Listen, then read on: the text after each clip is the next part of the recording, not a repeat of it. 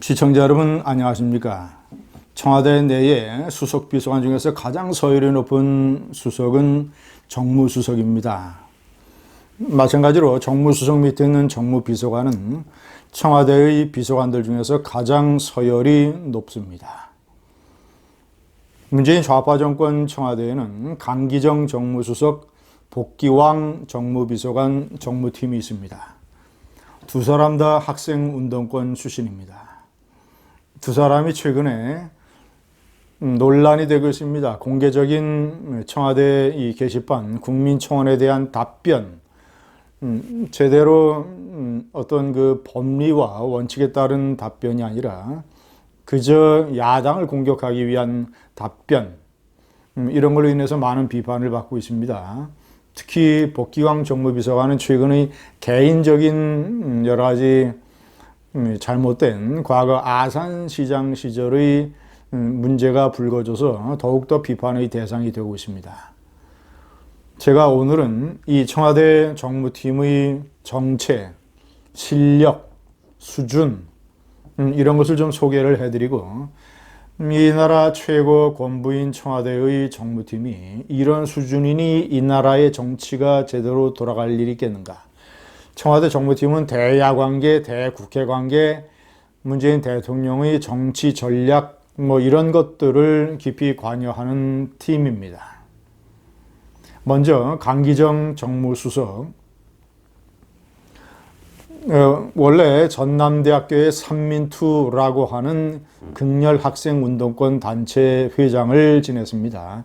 삼민투는 민족통일, 민주쟁취, 민중해방. 1985년 서울 미문화원 점거농성 사건을 벌이는 그런 주역이었죠.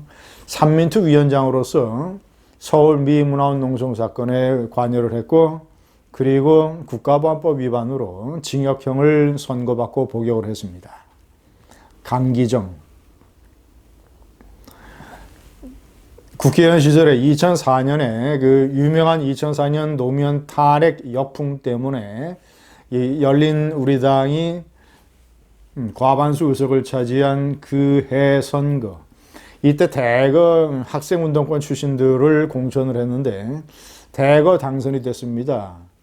그래서 모두 초선이 그때 108명이었죠. 그래서 108번뇌라는 이런 호칭을 받기도 했습니다만은, 그때 대거 당선되어 초선이 된 국회의원들을 탄돌이라고 부르는데, 탄핵과 관련된 탄돌이라고 부르는데, 이 강기정 정무수석도 당시에 탄돌이 의원이었습니다. 그래서 3선 의원을 기록을 했습니다.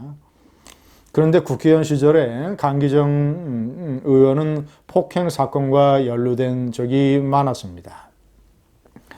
대표적으로 2013년 박근혜 정권 때 박근혜 대통령이 국회에서 시정연설을 했고, 그 박근혜 대통령의 경호를 위해서 청와대 경호처가 국회 본관 앞에 버스를 세워뒀었습니다. 당시 강기정 의원은 왜 경호실 버스가 여기에 있느냐며 버스를 발로 찼습니다. 버스 운전을 담당하고 있던 경찰 경호대 직원이 내려와서 항의를 하고, 이 과정에서 시비가 붙고, 당연히 이 경호실 운전사는 누가 버스를 발로 차니까 그 사람의 뒷덜미를 잡았을 거 아니겠습니까? 자, 그리고 이런 여러 가지 시비가 벌어지는 가운데서 머리로 경호실 직원을 폭행을 해서 경호실 직원이 전치 3주의 부상을 입기도 했습니다. 이런 폭력 전과의 국가보안법 전과의 강기정 정무수석, 이 정무수석은 더불어민주당과 자유한국당에 관한 해산 청원, 저는 이 청와대 게시판의 청원 제도를 별로 인정하지 않습니다. 저는 또 하나의 파퓰리즘이라고 보는 것이죠. 이런 숫자로 뭔가를 얘기하고 해결하려고 하고 문제를 일으키려고 하는 것은 하나의 파퓰리즘입니다. 그래서 저는 청와대 게시판 제도 자체에 별로 찬성하는 사람이 아닙니다. 또 어쨌거나 그런 청원에 대해서 청와대 정무수석이 답변을 하려면 헌법에 규정된 정당 해산 절차를 들어서 예를 들어서 분명히 자유민주 기본질서를 위협하는 어떤 이념을 갖고 있거나 행동을 보였을 때 이럴 때에 정당 해산 청구를 할 수 있도록 되어 있습니다. 해산 청구는 정부가 하고 해산 여부 결정은 헌법재판소가 내립니다. 자, 그렇다면 청와대의 정무수석은 이렇게 답변을 해야 옳은 것이죠. 헌법에 따른 정당 해산 청구 요건에 해당되지 않는다. 따라서 문재인 정부는 정당 해산을 청구할 의사가 없다라고 답변을 해야 되는 거 아니겠습니까?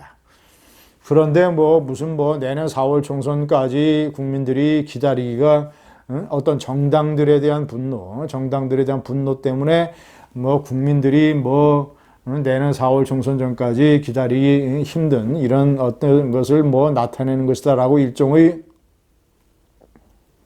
말도 안 되는 일종의 어떤 정치적인 행위로서의 답변을 했습니다. 법과 원칙과 헌법에 따라서 답변을 해야 되는 것이 두 번째, 복기왕 정무비서관. 복비서관은 국회의원 국민소환제도를 만들어달라는 청원에 답변을 했습니다. 어떻게 답변을 해야 되냐? 원칙에 따르면 국민소환제도라고 하는 것은 국회가 만약에 필요하다면 법률로 입법을 해야 되는 사안입니다. 때문에 청와대의 비서관은 이것이 필요한지 여부를 결정하는 것도 국회요. 만약에 필요하다면 이것을 입법하는 것도 국회의 문제다. 때문에 국회가 판단할 일이다라고 얘기를 해야 되는 것입니다. 애당초 이 문제를 청와대에 청원한 것 자체도 잘못된 것이죠. 그런데 대통령과 지방자치단체장들은 국민 소환하는 제도가 있는데 대통령은 탄핵 제도를 얘기하는 것이죠. 왜 국회의원만 그런 제도가 없느냐 이러면서 국민 소환 제도가 필요하다는 식으로 주제넘은 답변을 했습니다. 한마디로 이것은 주제넘은 답변입니다. 해석을 하자면 국회 정상화에 합의하고 있지 않는 야당을 공격하기 위한 발언 아니겠습니까? 이 복기왕 정무비서관은 아산시장을 2차례 지냈습니다. 그럴 때에 최근에 밝혀진 바에 따르면 2017년이라고 하면 탄핵 때 박근혜 대통령 사퇴, 탄핵, 그리고 대통령 선거 문재인 좌파 정권의 집권이 있었던 해이죠. 이 해에 2차례에 걸쳐서 김제동에게 도합 2,700만 원의 고액 강연료를 줬습니다. 한 번은 이순신 장군 축제 때, 또 하나는 보육 지도사들, 어린이집 교사, 이런 보육 교직원들을 위한 강좌에서 김제동에게 그런 천문학적인 거액을 준 것입니다. 시청자 여러분, 어린이집 교사들이 얼마나 고생을 합니까? 고생을 하는데 박봉에 시달리고 있지 않습니까? 그런 박봉을 받는, 아마 김제동이가 받은 그런 한 차례의 이런 고액 강연료라면 아마도 보육교사들 5개월, 6개월치 월급에 해당될 것입니다. 반년치 월급에 해당될 것입니다. 또 하나는 이 성웅 이순신 축제. 이순신 장군을 기리는 축제 때 군대를 모욕하는, 군대를 매도하는 대국민 거짓말을 하고 아직도 사과하지 않는 김제동에게 또 1천만 원의 거액의 강연료를 줬던 것입니다.